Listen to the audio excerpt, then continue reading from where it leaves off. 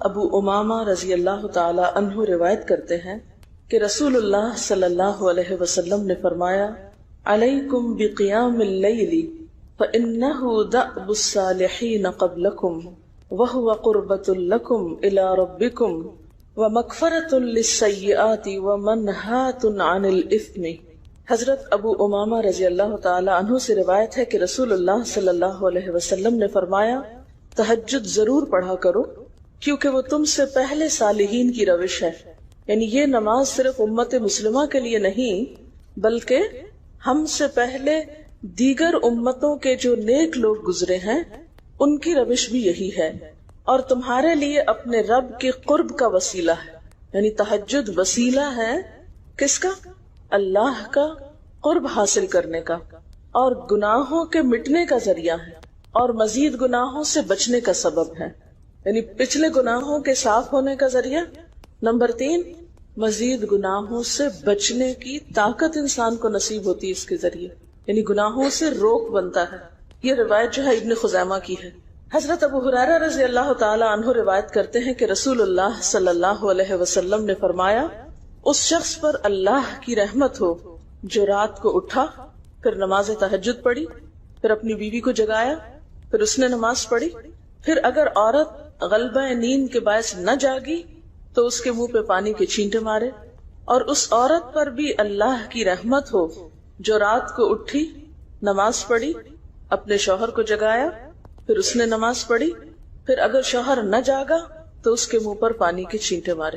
برابر کی بات ہے، دونوں کے لیے اجر بھی برابر کا ہے اور دونوں کو حق بھی برابر کا ہے جگانے کا، اور دونوں کو پانی کا چھینٹا مارنے کا بھی حق ہے، اور اس میں کسی کی بھی بے عزتی کی بات نہیں، یعنی عورت اگر ایسا کرے اپنے شوہر کے ساتھ تو وہ اس کی طرف سے کوئی روڈنس نہیں ہوگی، کیونکہ عام طور پر جب کسی کو نیند کی حالت میں جگایا جاتا ہے اور خصوصاً اگر اس پہ پانی پھینک دیا جائے تو وہ کیا سمجھتا ہے کہ اس کی بہت بے عزتی ہو گئی یا اس کے ساتھ بہت برا کیا گیا، اور عموماً لوگ اس وقت بہت غصے کا مظاہرہ پھر کرتے ہیں کہ کیوں جگایا جا رہا ہے۔ حضرت ابو ہریرہ رضی اللہ تعالی عنہ کہتے ہیں کہ رسول اللہ صلی اللہ علیہ وسلم فرماتے تھے فرض نماز کے بعد سب نمازوں سے افضل تہجد کی نماز ہے، یعنی فرائض بہرحال افضل ہے اور نوافل میں سب سے افضل تہجد کی نماز۔ رسول اللہ صلی اللہ علیہ وسلم نے فرمایا جب انسان سوتا ہے تو شیطان اس کے سر کی گدی پر 3 گریں لگاتا ہے اور کہتا ہے کہ رات بڑی لمبی ہے، یعنی اس کو تھپکی دیتا ہے اور کہتا ہے لمبی رات ہے، ابھی سوئے رہو، ابھی ٹائم ہے، ٹھہر کے اٹھنا، یعنی اس کو سلائے رکھتا ہے۔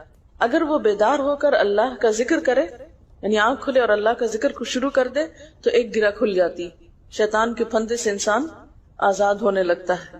اگر وضو کرے تو دوسری گرہ کھل جاتی، اگر نماز پڑھے تو تیسری گرہ کھل جاتی، اور وہ شادمان اور پاک نفس ہو کر صبح کرتا ہے۔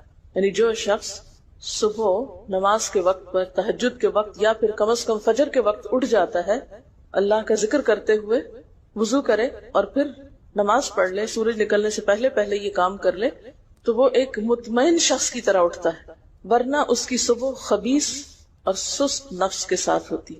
عام طور پر ہم اطمینان کی تلاش میں رہتے ہیں، سکون کی تلاش میں رہتے ہیں، اور یہ سوچتے ہیں کہ ہمیں ڈپریشن ہے یا ہمارے اندر ایک غم ہے، تو ہم اس کے اسباب نہیں جانتے کہ سبب کیا ہے۔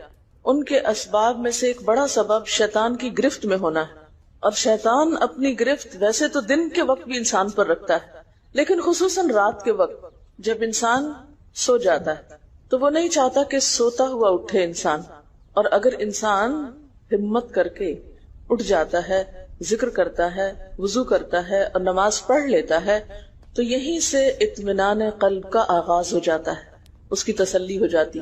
رسول اللہ صلی اللہ علیہ وسلم نے فرمایا اللہ تعالیٰ ہر رات آسمان دنیا پر نزول فرماتے ہیں، یعنی زمین سے سب سے قریبی آسمان پر۔ جب 1/3 رات باقی رہ جاتی ہے تو فرماتے ہیں ہے کوئی جو مجھے پکارے؟ اس وقت اللہ تعالیٰ بندوں کو پکارتے ہیں، ہے کوئی جو مجھے پکارے میں اس کی دعا قبول کروں؟ ہے کوئی جو مجھ سے مانگے میں اس کو دوں؟ ہے کوئی جو مجھ سے بخشش طلب کرے تو میں اس کو بخش دوں؟ گویا یہ وقت دعا کی قبولیت کا وقت ہے، انسان جو مانگے اس کو ملتا ہے، اور خصوصی طور پر بخشش کے طلب کرنے کا وقت ہے، جیسے قرآن پاک میں آتا ہے وَبِالْأَسْحَارِ هم يستغفرون وبالاسحار هم يستغفرون، اور سحری کے وقت وہ استغفار کرتے ہیں۔ اب ہو سکتا ہے کہ آپ کہیں کہ نہیں، ہم نے تو زندگی میں کوئی خاص گناہ کیے ہی نہیں، اس لیے ہمیں تو بخشش کی ضرورت ہی نہیں۔ بخشش مانگے گناہگار لوگ، ہم تو نیک لوگ ہیں، نیک کام کرتے ہیں، دن رات قرآن پڑھتے پڑھاتے ہیں، اس لیے ہماری تو ضرورت نہیں۔ نہیں، نبی صلی اللہ علیہ وسلم جن کے اگلے پچھلے سب قصور معاف کر دیے گئے تھے، وہ اتنا لمبا قیام کرتے تھے کہ ان کے قدم مبارک سوج جاتے تھے۔ حضرت مغیرہ فرماتے ہیں رسول اللہ صلی اللہ علیہ وسلم نے اتنا لمبا قیام کیا رات کو کہ آپ کے پاؤں سوج گئے۔ آپ سے سوال کیا گیا کہ آپ اتنی مشقت کیوں کرتے ہیں، اپنے آپ کو اتنا کیوں تھکاتے ہیں، حالانکہ آپ کے تو سارے گناہ معاف کر دیے گئے۔ آپ نے فرمایا کیا میں اللہ کا شکر گزار بندہ نہ بنوں؟ یعنی صرف گناہوں کی بخشش ہی نہیں بلکہ نعمتوں پر شکر بھی واجب ہے۔ جہاں ایک طرف گناہوں کی بخشش انسان کے لیے اللہ کے قرب کے راستے ہموار کرتی ہے، وہاں اللہ تعالیٰ کا شکر ادا کرنا بندے کو اللہ کا قرب عطا کرتا ہے۔ اچھا، اب پہلی سنت میں آپ کو بتاؤں گی کہ اگر آپ تہجد کے وقت اٹھے ہیں تو سب سے پہلے آپ کیا پڑھیں گے۔ حضرت عائشہ رضی اللہ تعالیٰ عنہا فرماتی ہیں کہ رسول اللہ صلی اللہ علیہ وسلم جب رات کو تہجد کے لیے اٹھتے تو یہ پڑھتے 10 بار اللہ اکبر، 10 بار الحمدللہ، 10 بار سبحان اللہ و بحمدہ، 10 بار سبحان الملک القدوس، 10 بار استغفر اللہ، 10 بار لا الہ الا اللہ، اور پھر 10 بار اللہم اعوذ بک من ضیق الدنیا و ضیق یوم القیامہ، میں تیری پناہ میں آتا ہوں دنیا کی تنگی سے اور قیامت کے دن کی تنگی سے۔ اللہم اعوذ بک من ضیق ضاد یہ قاف، من ضیق الدنیا و ضیق یوم القیامہ، یہ بھی 10 بار۔ اور پھر فرماتے اللہم اغفر لی واہدنی وارزقنی وعافنی، پھر وضو کرتے اور تہجد شروع کرتے، یعنی یہ بھی وضو سے پہلے آپ پڑھ لیتے تھے۔ تو آپ کیا کر سکتے ہیں، جیسے آنکھ کھلی ہے بستر پر لیٹے ہیں تو بعض اوقات ایسا ہوتا ہے نا کہ انسان سوچتا ہے اچھا ایک سائڈ پہ سو کے اتنے تھکے ہوئے ہوتے ہیں کہ آپ ایک دم نہیں اٹھ پاتے۔ حالانکہ آپ صلی اللہ علیہ وسلم کے نیند سے بیدار ہونے کا طریقہ کیا تھا کہ جب آپ اٹھتے تھے تو یکدم اٹھتے تھے، سستی کے مارے نہیں کہ کبھی ایک طرف لیٹ گئے پھر دوسری طرف سو گئے پھر دائیں طرف پھر بائیں طرف، نہیں، جب جاگنے کا وقت ہوتا تھا تو آپ فوراً اٹھ جاتے تھے۔ لیکن بسا اوقات ایسا ہوتا ہے کہ انسان تھکا ہوا ہوتا ہے، سائڈ بدل کے دوسری طرف کو ذرا لیٹتا ہے، تو یہ لیٹے لیٹے بھی آپ اذکار پڑھ سکتے ہیں، ٹھیک ہے۔ اور یہ سب آپ کو آتے ہی ہوں گے سوائے ایک وہ ذکر کے اللہم اعوذ بک من ضیق الدنیا و ضیق یوم القیامہ، اور ترتیب آپ یاد کر لیں اپنے بیڈ سائڈ ٹیبل پہ یا بیڈ پہ یا کہیں بھی، یہ نوٹس کسی پین کے ساتھ لکھ کے لگا دیں، چپکا دیں، اور جب یاد ہو جائے تو پھر اتار دیں، جب عادت بن جائے تو ہٹا دیں وہاں سے، ٹھیک ہے نا۔ جتنے دن عادت نہیں بنتی اتنے دن اپنے یادداشت کے لیے رکھ لیں۔ اسی طرح نیند سے اٹھ کر لا الہ الا اللہ وحدہ لا شریک لہ لہ الملک ولہ الحمد وہو علی کل شیء قدیر الحمد للہ وسبحان اللہ واللہ اکبر ولا حول ولا قوۃ الا باللہ، یہ بھی پڑھ سکتے ہیں۔ اچھا، ضروری نہیں کہ سب کچھ ایک ہی دن میں پڑھ لیں، یہ بھی آپ کر سکتے ہیں کہ ایک دن میں ایک چیز پڑھ لیں، دوسرے دن دوسری پڑھ لیں، تیسرے دن تیسری پڑھ لیں، ٹھیک ہے۔ اور اگر ساری ایک دن بھی پڑھنا چاہیں، دیکھیں وقت کی بات ہے نا، ہو سکتا ہے اس وقت عمر کے اس حصے میں آپ پہ بہت ذمہ داریاں ہوں، آپ یہ سب کچھ نہ پڑھ سکتے ہوں، لیکن زندگی کا ایک ایسا وقت بھی آتا ہے جب انسان بوڑھا ہو جاتا ہے، جب اس کے اوپر باقی ذمہ داریاں کم ہو جاتی ہیں، پھر نیند بھی کم ہو جاتی ہے، پھر زیادہ عبادت کا موقع ملتا ہے۔ تو ایسے میں جب انسان کے پاس عبادت کے لیے وقت اور موقع زیادہ ہو تو پھر یہ ساری چیزیں بھی پڑھ لیں، ٹھیک ہے نا۔ پھر اسی طرح یعنی یہ جو روایت ہے کہ جس میں آپ صلی اللہ علیہ وسلم نے فرمایا جو شخص نیند سے جاگے، اور یہ تہجد کے وقت ہی نہیں، اگر فجر کے لیے بھی آپ اٹھ رہے ہیں تو یہ دعا پڑھ سکتے ہیں، لا الہ الا اللہ وحدہ لا شریک لہ، اور پھر الحمدللہ وسبحان اللہ واللہ اکبر ولا حول ولا قوۃ الا باللہ۔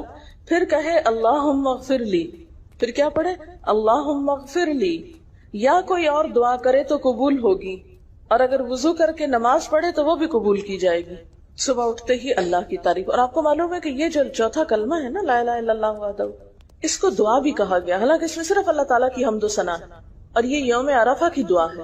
حدیث میں آتا ہے کہ مجھے اور مجھ سے پہلے انبیاء کو اس دن کی جو بہترین دعا سکھائی گئی یعنی یوم عرفہ کی دعا، لا الہ الا اللہ وحدہ لا شریک لہ، حالانکہ اس میں مانگنے کی تو کوئی چیز ہی نہیں، صرف اللہ کی حمد و ثنا ہے. جیسے حضرت ایوب علیہ السلام نے کہا تھا انی مسنی الضر وانت ارحم الراحمین، مانگا کچھ نہیں، انت ارحم الراحمین، انت ارحم الراحمین. اللہ تعالیٰ کی تعریف کر کے اللہ تعالیٰ کے نام کے ساتھ اس کو اگر انسان پکار لیتا ہے تو یہ بھی اس کے لیے بہت کافی. ایک اور روایت میں آتا ہے رسول اللہ صلی اللہ علیہ وسلم جب تہجد کے لیے اٹھتے، یعنی آپ ایک مرتبہ اٹھے، یعنی جو صحابی روایت کرتے ہیں، تو آپ نے بیٹھنے کے بعد آسمان کی طرف نظر کر کے سورۃ آل عمران کی آخری 11 آیات 190 سے لے کر 200 تک 11 آیتیں یہ پڑھی. ان فی خلق السماوات سے لے کر بالکل آخر تک. یعنی ضروری نہیں کہ کھڑے ہو کر آپ آسمان کی طرف دیکھیں، آپ اٹھے ہیں، چارپائی پہ بیٹھے ہوئے ہیں، ابھی وضو کے لیے نہیں گئے، بیٹھ کے آسمان کی طرف دیکھ کے پڑھ کے پھر اٹھ سکتے ہیں. اب اس میں آپ دیکھیں نا کہ انسانی نفس کی بھی ایک رعایت ہو جاتی ہے. لیٹے لیٹے آپ نے ایک ذکر پڑھ لیا، بیٹھ کے آپ نے دوسرا پڑھ لیا، پھر آپ وضو کو چلے گئے، تو اس میں وہ جو ایک طبیعت کی کسل مندی ہوتی ہے وہ بھی ساتھ ساتھ اللہ کے ذکر سے دور ہوتی جاتی ہے، اور ایک سٹیپ کے بعد دوسرا سٹیپ لینا بھی آسان ہو جاتا ہے. اچھا اس میں آپ دیکھیں حکمت کیا ہے کہ آپ صلی اللہ علیہ وسلم نے کیا فرمایا کہ آسمان کی طرف دیکھ کے پڑھا جائے تاکہ اچھی طرح آنکھیں کھل جائیں. تو زبانی یاد کرنے کا مطلب یہ نہیں کہ آپ آنکھیں بند کر کے سوئے سوئے پڑھیں، کیونکہ بعض اوقات ایسا ہوتا ہے نا آنکھ کھلتی ہے ذکر شروع کرتے ہیں اور پھر پتہ ہی نہیں چلتا اور ذکر آدھے میں رہ جاتا ہے اور سو چکے ہوتے ہیں. اور پھر اگر آپ کو زبانی یاد نہیں ہوگی نا، دیکھ کے پڑھیں گے تو وہ الماری کی طرف ہی دیکھتے رہیں گے، آسمان کی طرف نہیں دیکھ سکیں گے، تو پھر سنت پوری نہیں ہو سکے گی. اور اسی طرح حضرت ابن عباس روایت کرتے ہیں کہ جب رسول اللہ صلی اللہ علیہ وسلم رات کو تہجد کے لیے کھڑے ہوتے تو اللہ پر تکبیر تحریمہ کے بعد یہ دعا پڑھتے اللہم لک الحمد انت قیم السماوات والارض ومن فیہن ولک الحمد لک ملک السماوات والارض ومن فیہن ولک الحمد انت نور السماوات والارض ولک الحمد انت ملک السماوات والارض ولک الحمد انت الحق ووعدک الحق ولقاؤک حق وقولک حق والجنت حق والنار حق والنبیون حق ومحمد صلی اللہ علیہ وسلم حق والساعة حق اللہم لک اسلمت وبک آمنت وعلیک توکلت وإلیک انبت وبک خاصمت وإلیک حاکمت فاغفر لی ما قدمت وما اخرت وما اسررت وما اعلنت انت المقدم وانت المؤخر لا الہ الا. الہی تیرے ہی لیے ہے ساری تعریف، زمین و آسمان اور جو کچھ ان میں ہے سب کو تو ہی قائم رکھنے والا ہے. تیرے ہی لیے ہے ساری تعریف، زمین و آسمان اور جو کچھ ان میں ہے اس سب کی بادشاہی تیرے ہی لیے ہے. تیرے ہی لیے ہے ساری تعریف، تو ہی روشن کرنے والا ہے زمین و آسمان کو، تیرے ہی لیے ہے ساری تعریف. تو ہی بادشاہ ہے زمین و آسمان کا، تیرے ہی لیے ہے ساری تعریف. تو حق ہے، تیرا وعدہ حق ہے، تیری ملاقات حق ہے، تیرا کلام حق ہے، جنت حق ہے، جہنم حق ہے، تمام انبیاء حق ہیں اور محمد صلی اللہ علیہ وسلم حق، قیامت حق ہے. الہی میں تیرے سامنے جھک گیا، میں صرف تیرے ساتھ ایمان لایا، میں نے صرف تجھی پر بھروسہ کیا، میں نے صرف تیری طرف رجوع کیا، صرف تیری ہی مدد سے دشمنوں سے جھگڑتا ہوں، میں نے صرف تجھے ہی اپنا حاکم مانا. سو تو میرے اگلے پچھلے اور ظاہر و پوشیدہ اور جنہیں تو مجھ سے زیادہ جانتا ہے سارے کے سارے گناہ معاف کر دے. تو ہی آگے کرنے والا ہے، تو ہی پیچھے ڈالنے والا ہے، تیرے سوا کوئی سچا معبود نہیں. یہ جو دعا استفتاح ہے تہجد کے وقت کی، یہ باہر نہیں نماز کے اندر پڑھنے کی دعا ہے. ہم دعا مانگتے اللہم اجعلنی لک ذکارا لک شکارا. ان دعاؤں کے پڑھے بغیر ذکار کیسے بن سکتے ہیں؟ ذکار کا صیغہ تو فعال کے اوپر ہے نا، بہت زیادہ ذکر کرنے والا. والذاکرین اللہ کثیرا والذاکرات. تو ذاکرات کیسے بن سکتے ہیں جب تک کہ یہ دعائیں زبانی نہ آتی ہوں اور اپنے وقت پر نہ پڑھی جاتی ہوں. ویسے بھی ذکر بہت اچھی چیز ہے، لیکن جو مسنون ذکر ہے اور جو نبی صلی اللہ علیہ وسلم کے طریقے کے مطابق ہے، جو اطمینان قلب اور خوشی اس وقت اس کام کو اس طریقے پہ کر کے نصیب ہوتی ہے، وہ اس کے علاوہ نہیں ہوتی. اگر سے اس سے خوشی ہوتی ہے لیکن اس طرح کی نہیں نصیب ہوتی، اس طرح کا اطمینان نہیں ہوتا. آپ تجربہ کر کے دیکھ لیں، سنت کے مطابق زندگی گزارنا اور اپنی مرضی کے مطابق زندگی گزارنا، یہ دو مختلف لائف سٹائلز ہیں، دو مختلف طریقہ ہے زندگی ہیں. دونوں کا امپیکٹ فرق ہوتا ہے، اثرات فرق ہوتے ہیں. اور یہ نہیں کہ یہ کوئی بہت مشکل عمل ہے بہت مشکل کوئی نہیں ہے، ہم کر سکتے ہیں، لیکن بات یہ ہے کہ ہم کرنے کی کوشش کریں، ارادہ تو کریں۔ پہلے تو آپ اپنے آپ سے یہ پوچھیں ارادہ بھی کیا کہ نہیں، کیونکہ اگر ارادہ ہو گیا نا تو کام بھی ہو جائے گا۔ مشکل یہ ہے کہ ہم جب کوئی ایسا کام سنتے تو پھر سوچتے نہیں ہمارا تو حالات اتنے کٹھن ہیں کہ یہ عمل ہمارے لیے نہیں، ویسے بھی نفل ہے، کوئی بات نہیں، نہ بھی ہو سکا تو کیا ہے، یہی کہہ کے ہم چھوڑ دیتے ہیں چیزوں کو کہ نہیں۔ لیکن میں سمجھتی ہوں کہ جو عمر آپ بچیوں کی خاص طور پر اس وقت ہے، اس عمر کو غنیمت سمجھے، اور اس میں آپ نے جو کچھ اب یاد کر لیا، عادت ڈال لی، وہ اگلی زندگی میں شدید مصروفیت کے باوجود بالکل عادت ثانیہ ہو جائے گی، ایک روٹین ہو جائے گی، اور آپ کو مشکل نہیں ہوگی۔ لیکن اگر اب نہیں عادتیں ڈالی، کل کو یا نئے سرے سے عادت ڈالنا بہت مشکل ہوگا۔ سنت مشکل نہیں ہے، صرف یہ ہے کہ ارادے، نیت اور پھر کوشش کی ضرورت ہے۔ کر لیں گے تو ہو بھی جائے گا، آخر کرنے والے کرتے ہیں، لیکن جب پہلے سے سوچ لیتے نہیں بڑا مشکل، وہ تو اللہ والے کرتے ہیں، اور وہ تو نیک لوگوں کا کام ہے، ہم تو نہ اللہ والے ہیں اور نہ ہی نیک ہیں، تو کیوں نہیں ہے، ہو جائے۔ اب آپ صلی اللہ علیہ وسلم کی تہجد کی کیفیت کیا تھی؟ حضرت ابو ذر کہتے ہیں کہ رسول اللہ صلی اللہ علیہ وسلم نے تہجد میں اتنا قیام کیا کہ اس ایک آیت کو پڑھتے پڑھتے صبح کر دی، ایک آیت پڑھتے پڑھتے صبح کر دی۔ کون سی آیت تھی وہ؟ ان تعذبہم فانہم عبادک وان تغفر لہم فانک انت العزیز الحکیم۔ ایک آیت کو اتنی دفعہ پڑھا اور پڑھتے رہے اور پڑھتے رہے اور پڑھتے رہے، اسی میں صبح ہو گئی۔ تو طویل قیام جو ہے ضروری نہیں کہ وہ صرف کس وقت ہو، کوئی لمبی سورت پڑھ کے، چھوٹی سورت بھی ہو سکتی ہے، لیکن روح کے ساتھ، شعور کے ساتھ اگر آپ دہرا کے بھی پڑھے۔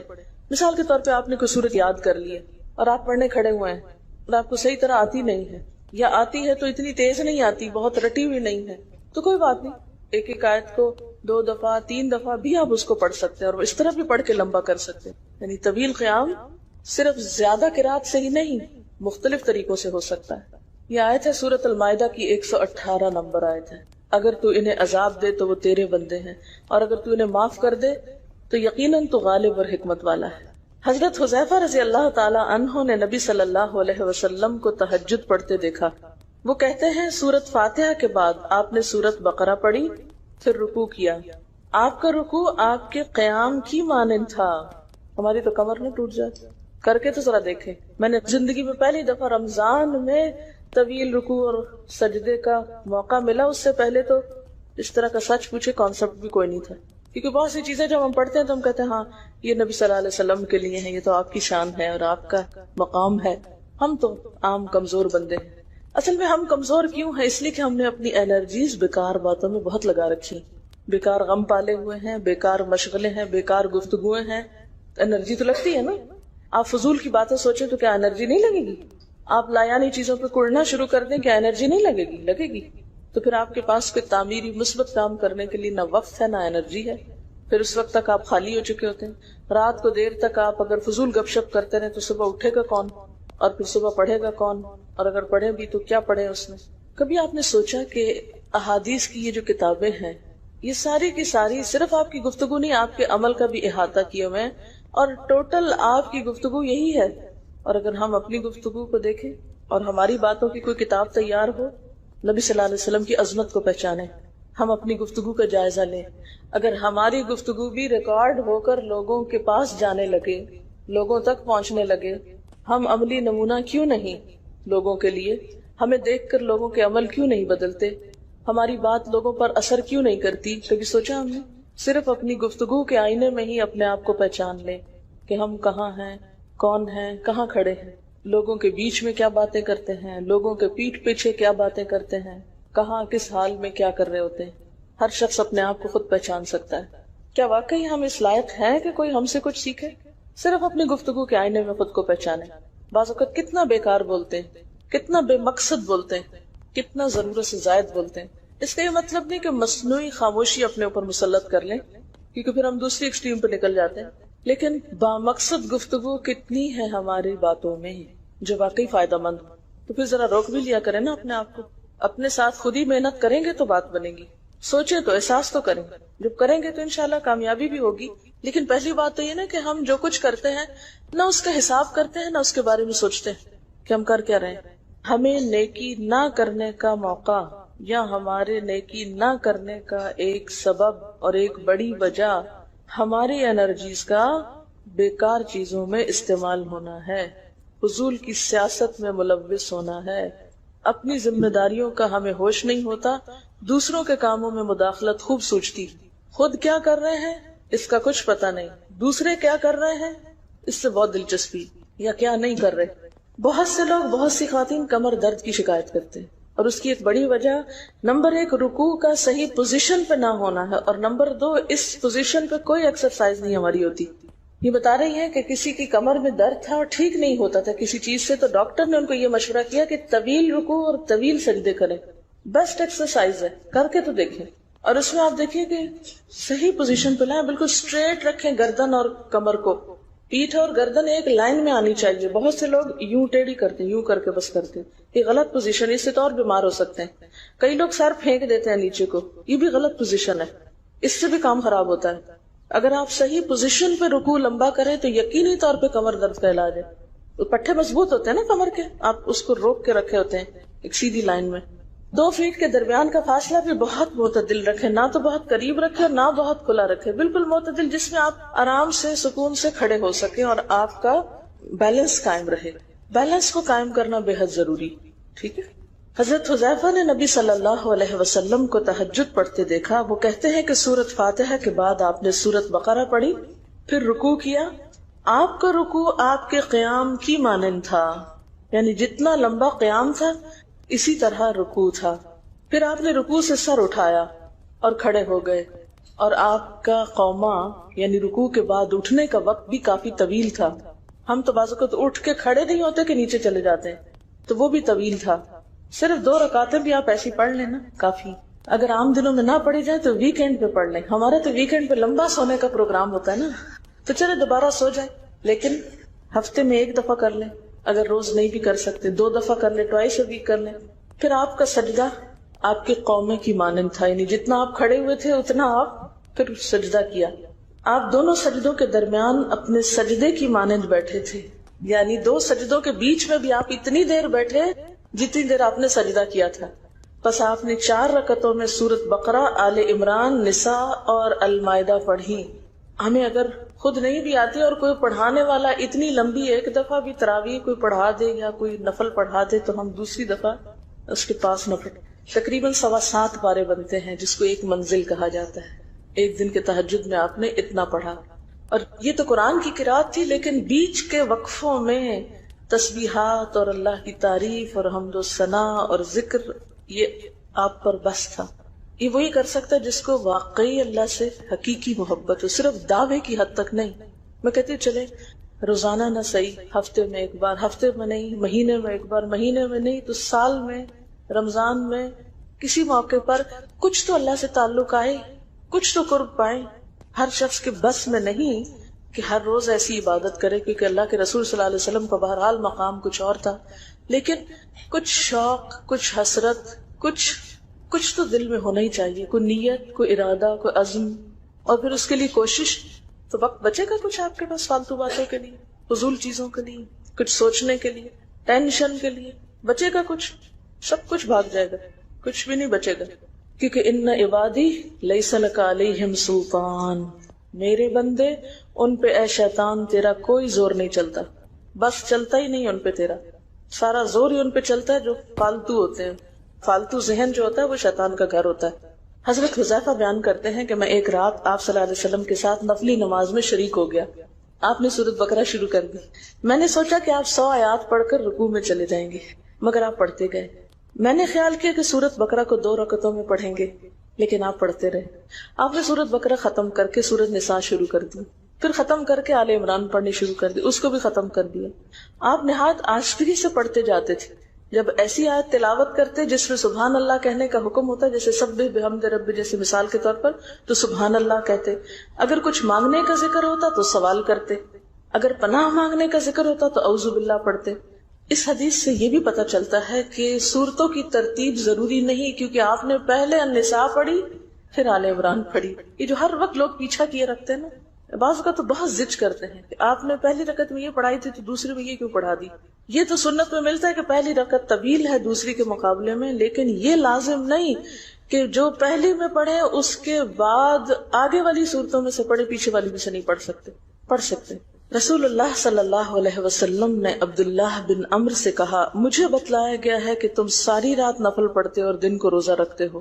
اگر تم ایسا کرو گے تو تمہاری آنکھ کمزور اور طبیعت سست ہو جائے گی.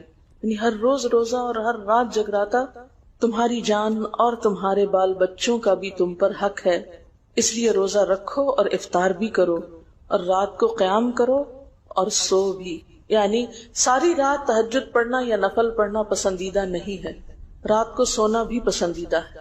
ہمارے ہاں 27ویں رات کو پوری رات جاگنا لازم سمجھا جاتا ہے، تو نبی صلی اللہ علیہ وسلم سے کوئی رات بھی پوری کی پوری جاگنا ثابت نہیں. کیونکہ اگر انسان صرف جاگتا ہی جاگتا چلا جائے تو وہ آسان ہوتا ہے، ایک دفعہ سو کے پھر اٹھنا جو ہے نا وہ اصل میں نفس کا امتحان ہوتا ہے، وہ مشکل ہوتا ہے. اسی طرح نبی صلی اللہ علیہ وسلم 3 دن سے کم میں قرآن مجید ختم کرنا پسند نہیں فرماتے تھے. آپ نے حضرت عبداللہ بن عمرو سے فرمایا کہ 1 ماہ میں پورا کر لو. انہوں نے عرض کی میں اس سے زیادہ تلاوت کی طاقت رکھتا ہوں، فرمایا 20 دن میں کر لو. ان کا میں اس سے زیادہ کی طاقت رکھتا ہوں، فرمایا 7 دن میں ختم کر لیا کرو، اس سے زیادہ کی اجازت نہیں. یعنی وہ ایک منزل کر کے. صحابہ کرام چونکہ اس زمانے میں مصحف اس طرح تھوڑی چھپے ہوئے تھے کہ کتابوں کی شکل میں ہو، جو قرآن تھا لوگوں کے سینوں میں تھا، یاد کیے ہوئے تھے، اور وہ یاد کیا ہوا کہیں صبح کے وقت الگ بیٹھ کے نہیں پڑھا کرتے تھے. وہ کہاں پڑھتے تھے؟ تہجد میں نماز کے اندر پڑھا کرتے تھے. اب یہ تو ہم لوگوں کی مشکل ہوگی نا کہ ہمیں آتا کچھ نہیں زبانی، تو پھر ہم دیکھ کے پڑھتے ہیں تو نماز میں پھر وہ مشکل ہوتا ہے تو الگ رکھ کے پھر اس کو پڑھ رہے ہوتے ہیں. ٹھیک ہے، لیکن زیادہ بہترین پڑھنا نماز کے اندر کا پڑھنا ہے، اگرچہ دیکھ کے پڑھنے کی اس میں بھی اجازت ہے.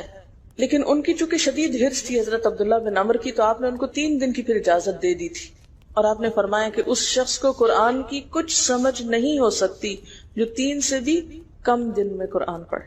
نبی صلی اللہ علیہ وسلم نے فرمایا جو شخص رات کے نوافل میں 200 آیات تلاوت کرتا ہے وہ اطاعت گزار مخلص لوگوں میں شمار ہوتا ہے. انہ من عبادنا المخلصین، وہ آتا ہے نا قرآن پاک میں انبیاء کی صفت میں سے.